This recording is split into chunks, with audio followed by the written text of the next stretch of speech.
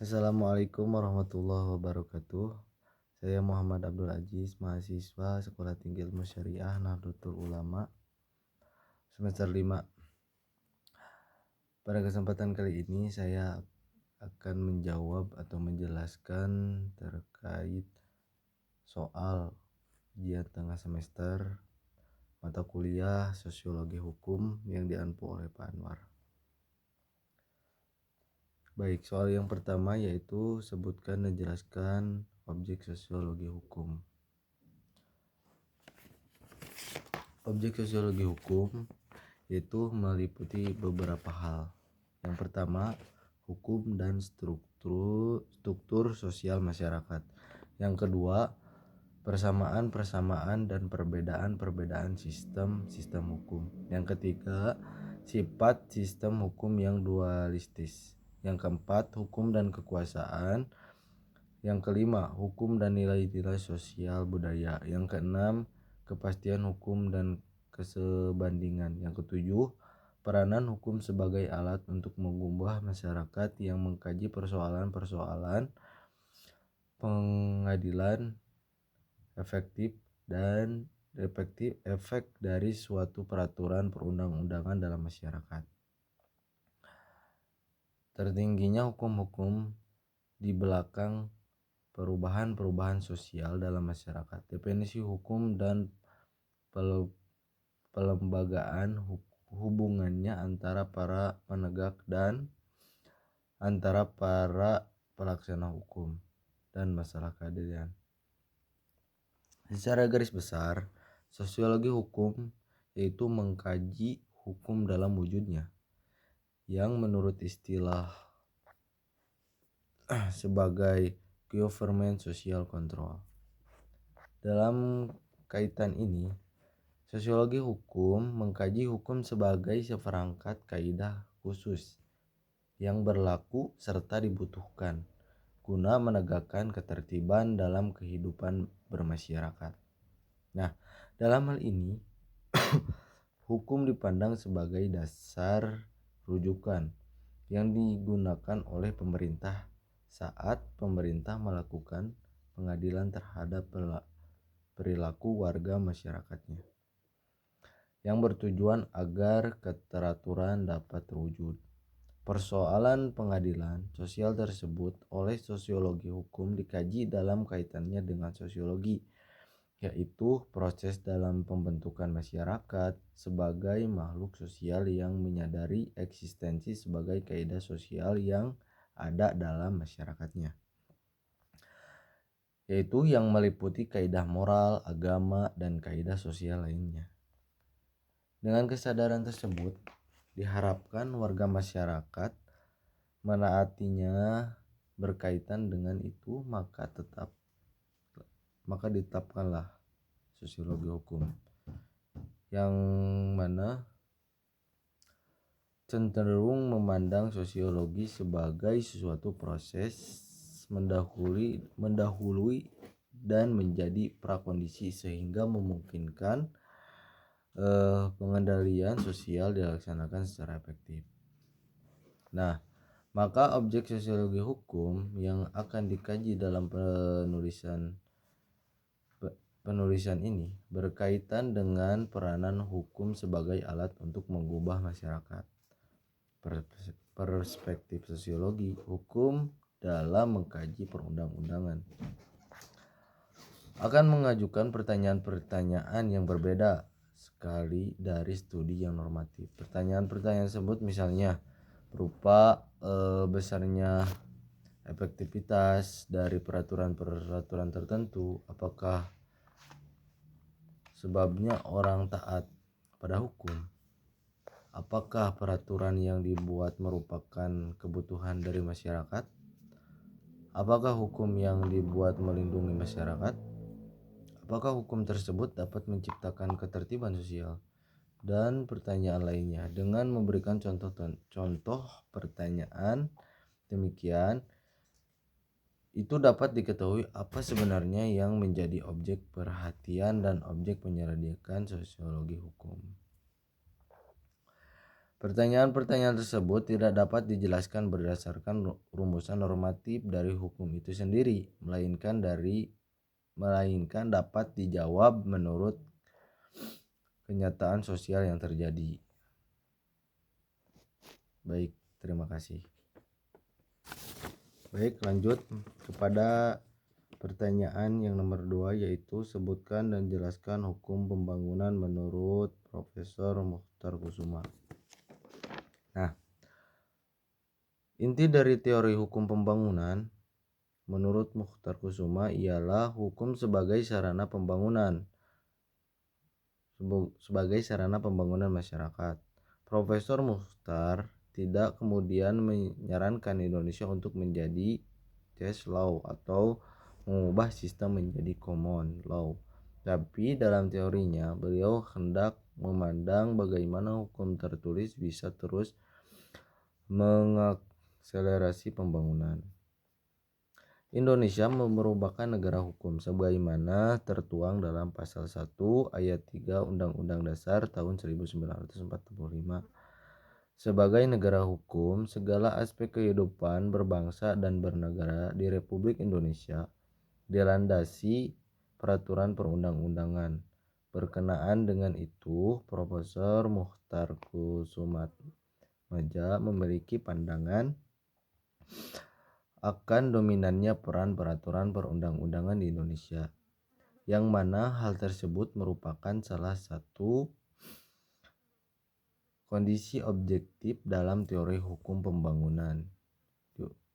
Profesor Muchtar dalam konsep-konsep teoritiknya bahwa peran peraturan perundang-undangan di Indonesia ini sangat dominan. Ini berbeda dengan negara-negara lain yang pendekatannya lebih ke hukum jurisprudensi. Seperti di Amerika, ujar guru besar bidang kekayaan intelektual Fakultas Hukum Universitas Pajajaran, sekaligus staf khusus materi komunikasi dan informatika RI, Profesor Ahmad M. Romi. Pada webinar Profesor Muchtar Kusumaatmadja dan kontribusinya bagi hukum Indonesia dengan topik hukum dan pembangunan. Sebagai seorang yang terlibat dalam penanganan bidang telekomunikasi dan digital, selama ini ia melihat betul alasan di balik kesuksesan Amerika Serikat melahirkan berbagai platform digital seperti Google, Facebook, WhatsApp, dan lain-lain. Tidak terlepas dari sistem hukum negara. Pasalnya, di negara-negara tersebut memiliki prinsip sepanjang tidak dilarang negara maka sah untuk dilakukan hal tersebut.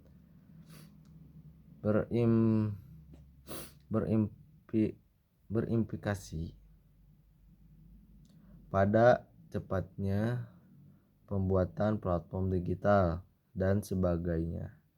Berbeda dengan Indonesia, di mana masyarakat baru dapat melakukan suatu hal jika telah secara tegas diperbolehkan oleh hukum. Prof. Ahmad melanjutkan, sebetulnya Prof. Muchtar juga mengatakan bahwa meski Indonesia merupakan negara hukum yang berpegang teguh pada hukum tertulis, tetapi Indonesia bukan menganut prinsip legisme. Terlepas dari peraturan perundang-undangan, hakim juga bisa mengeksplor nilai-nilai yang hidup di dalam masyarakat. Dengan kata lain, sisi sosiologis tetap diperhatikan. Kondisi objek lain pada teori hukum pembangunan Profesor Muchtar dalam analis yang dilakukan guru besar PH Unpad itu adanya kesesuaian dengan praktek internasional. Adanya asumsi hukum menghambat perubahan masyarakat serta masyarakat yang cepat berubah juga menjadi bisnis dari teorinya. Itu yang ada di bentuk Prof Muhtar waktu itu. Saya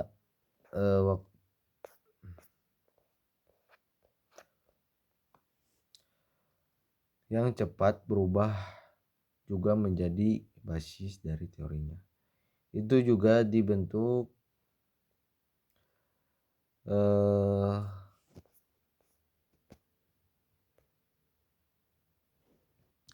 nah, kemudian beliau tambahkan satu fungsi baru, yaitu sebagai sarana pembaharu masyarakat. Dalam kuliah-kuliahnya beliau selalu mengatakan, yang saya maksud bukan alat, bukan tool of social engineering, tetapi sarana sebagai suatu yang bisa merekayasa publik sehingga publik dapat bergerak ke arah yang lebih baik.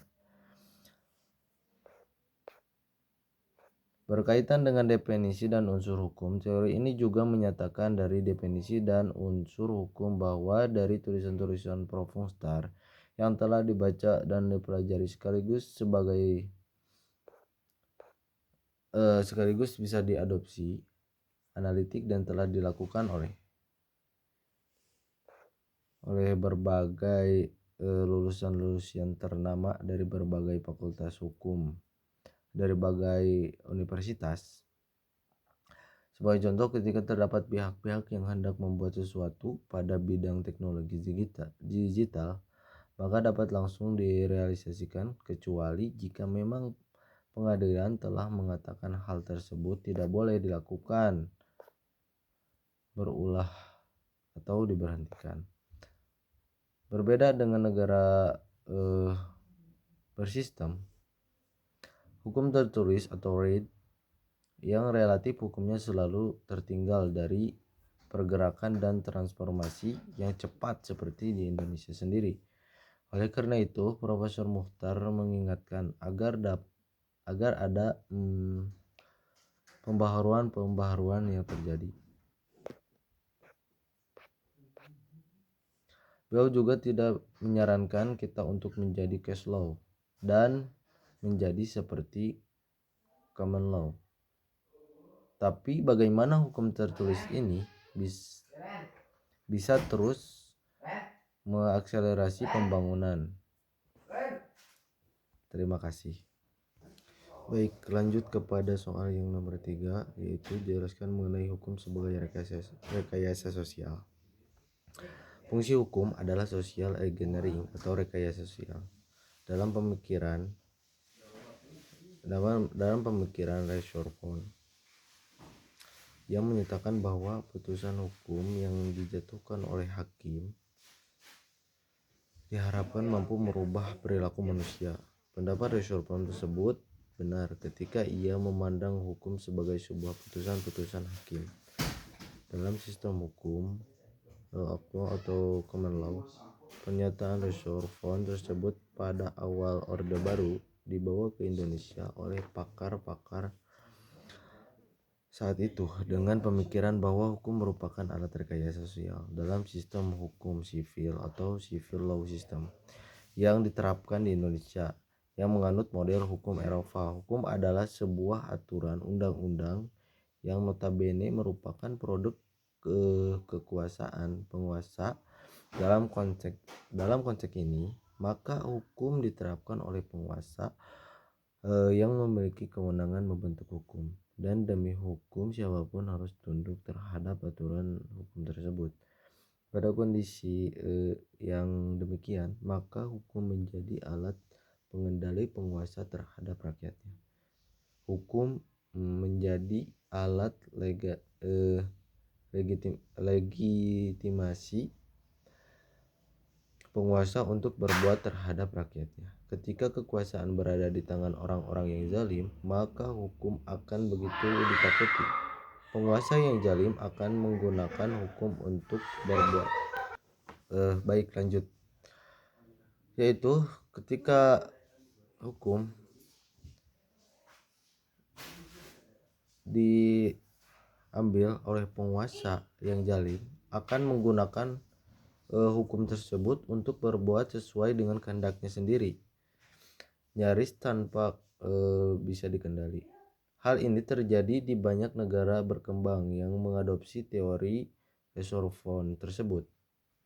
Ketika fenomena reformasi menyeruak di Indonesia, maka teori ini dijadikan sebagai salah satu kekuasaan besar di bidang hukum yang telah melahirkan penguasa yang out of control. Pertanyaan sederhana adalah apakah Resorvon begitu gagah mengeluarkan teori yang melahirkan penguasa yang sangat otoriter? Nah, dalam hal ini rupanya telah terjadi kesalahpahaman atas konsep berpikir Resorvon tersebut. Teori Resorvon yang sangat fenomenal telah lahir dari sebuah sistem. Sistem tersebut yang berbeda dengan sistem yang kita anut. Ia lahir dari sebuah sistem hukum common law yang menganggap bahwa hukum adalah putusan yang dijatuhkan oleh hakim atau hukumnya hakim. Resorvon lahir dalam dunia hukum yang menganggap bahwa hukum itu dibentuk oleh kekuasaan hakim, bukan penguasa eksekutif. Hukum dalam sistem common law dibentuk oleh hakim para pihak yang mengajukan masalah kepada pengadilan, memohon keadilan agar diputuskan mana yang benar dan adil oleh para hakim. Hakim kemudian akan memaksa kasus tersebut dan kemudian akan memutuskan apa yang seharusnya dipatuhi oleh para pihak. Hakim membentuk hukum berdasarkan putusan hakim yang diharapkan agar merubah perilaku para pihak yang awalnya tidak mengetahui yang benar menurut hakim, dan kemudian akan bertindak serta berperilaku menurut hakim sehingga hukum mendidik ia menjadi paham akan hukum. Secara langsung dapat dikatakan bahwa putusan pengadilan tersebut adalah law yang diharapkan telah mampu merekayasa atau merubah perilaku engineering masyarakat. Dalam hal ini tidak ada unsur power penguasa untuk menekan kehendaknya terhadap rakyat, melainkan hakim yang paham hukum mendidik masyarakat bagaimana berperilaku untuk sepatutnya. Hakim mendidik para pihak untuk berperilaku yang awalnya di luar hukum menjadi manusia yang sabar hukum di tengah masyarakat. Salah satu kaprah ketika dimasukkan dalam sistem hukum yang berbeda yaitu sistem civil law yang memandang hukum yang utama adalah putusan penguasa dan bukan putusan hakim. Dalam sidang pengadilan, ketika diterapkan dalam sistem yang berbeda, ternyata menghasilkan makna yang sangat berbeda dari makna penerapan hukum. Makna penerapan hukum yang dimaksud oleh Resorvon yang tadi dijelaskan di atas tidak pernah membayangkan bahwa teorinya akan melahirkan penguasa absolut ketika ia hanya berpikir bahwa hukum itu hakim bukan penguasa. Secara sederhana dapat saya ilustrasikan seperti hasilnya orang yang hendak meletakkan ikan di kolam yang berbeda. Ikan yang hidup di kolam atau common law ketika diletakkan di kolam civil law yang tentu saja air, suhu, serta cuacanya sama sekali berbeda. Bukan ikan dan kolam itu yang salah, tetapi orang yang meletakkan ikan itu yang salah. Hukum dalam pengertian PON dimaknai sebagai sarana untuk melakukan pembaruan di masyarakat. Law tidak diterjemahkan menjadi alat, tetapi sarana, sebab hukum berkelindahan atau konsep kemasyarakatan, faktor-faktor kepercayaan, keyakinan, dan budaya ini berkembang di Amerika Serikat sebagai relasi atau mazhab kepercayaan.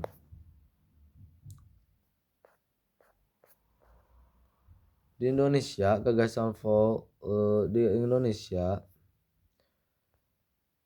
gagasan pembangunan atau teori hukum pembangunan berupaya menjelaskan teori hukum pembangunan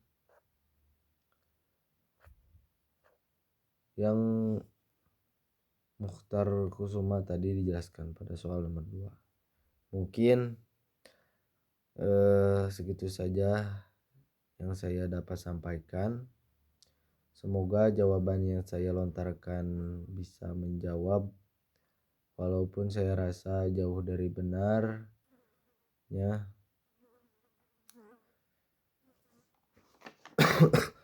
Dan salahnya banyak. Mohon maaf atas semua jawaban yang saya bisa sampaikan. Mungkin segitu saja. Allahul muwaffiq ila aqwamit thoriq. Saya Muhammad Abdul Aziz pamit undur diri. Undur maqala wa tangdur man qala. Wassalamualaikum warahmatullahi wabarakatuh.